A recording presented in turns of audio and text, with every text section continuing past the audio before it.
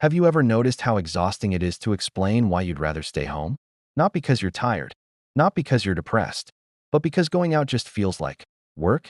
There's this assumption in our culture that if you're not constantly surrounded by people, something must be wrong with you. But what if that assumption is completely backwards? Today, we're diving into why certain people naturally gravitate towards smaller social circles, and why that might actually be a sign of deep self-awareness rather than a problem to fix. Let me paint a picture for you. You're at a party. Everyone's laughing, talking, having a great time. And you're there too, engaging, smiling, participating. But inside, you're counting down the minutes until you can leave.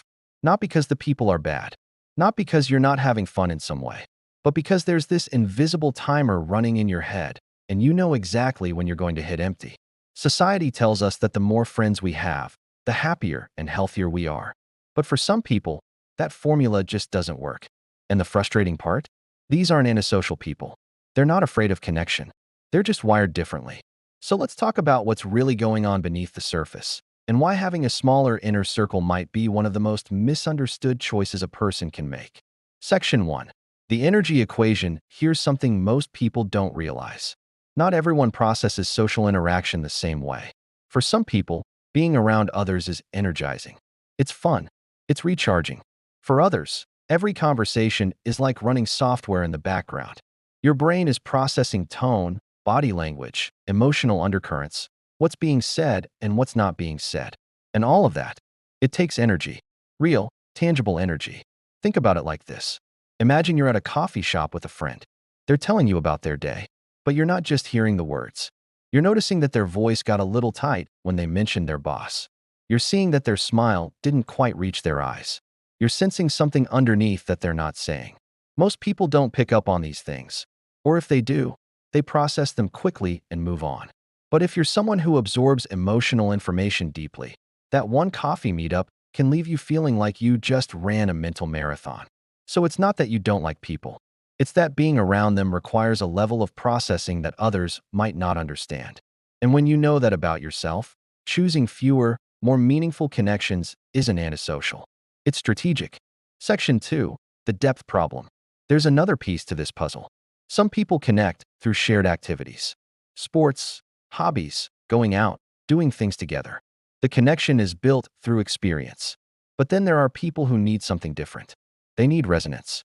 They need to feel like the other person is operating on the same wavelength, seeing the world through a similar lens, understanding without everything having to be explained. And here's the problem with that. Those kinds of connections are incredibly rare. You can't force depth. You can't manufacture that feeling of being truly understood. So what ends up happening? You meet a lot of people who are perfectly nice, perfectly friendly, but something's missing. There's no click, no resonance. And instead of settling for surface-level friendships that leave you feeling more alone than actually being alone, you just don't. You don't force it. You don't pretend. You wait for something real. From the outside, this looks like being picky or standoffish. From the inside, it feels like being honest. You know what you need, and you're not willing to compromise on it just to fill a social quota. Section 3. The unspoken expectations. Let's talk about something uncomfortable.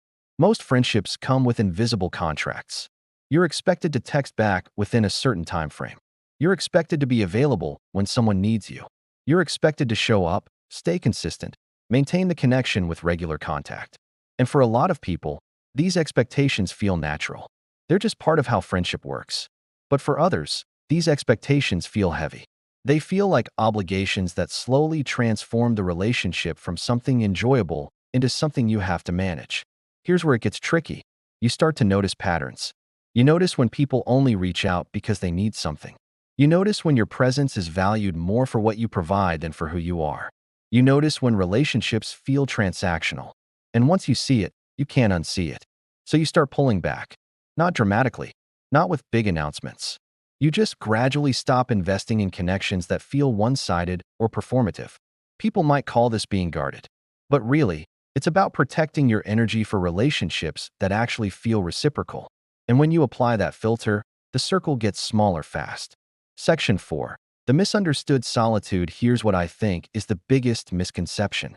When people see someone with few close friends, they assume that person must be lonely. They must be struggling. They must wish they had more people around them. But often, that's not what's happening at all. Solitude and loneliness are not the same thing. You can be alone and feel completely at peace. You can be surrounded by people and feel utterly isolated. For people who need less social stimulation, being alone isn't empty. It's restorative. It's the space where they can finally stop performing, stop managing, stop processing everyone else's emotions, and just exist. There's also this strange phenomenon where the people who are most comfortable being alone are often the ones others feel most comfortable opening up to. They become the person everyone confides in, the one people trust with their secrets and struggles. But those relationships are often one-directional. People feel safe with you, but they don't necessarily know how to meet you at the level of depth you're operating on. So you end up being the listener, the supporter, the steady presence. And that can be fulfilling in its own way, but it's also exhausting. Which brings us back to why having fewer friends makes sense. It's not about rejecting connection. It's about only saying yes to connections that don't require you to constantly give more than you receive. Section 5. The hidden strength. So let's flip the script for a moment. What if having fewer friends isn't a weakness? What if it's actually a form of emotional intelligence? Think about what it takes to say no to surface-level relationships in a world that constantly pressures you to be social. It takes self-awareness to recognize what drains you.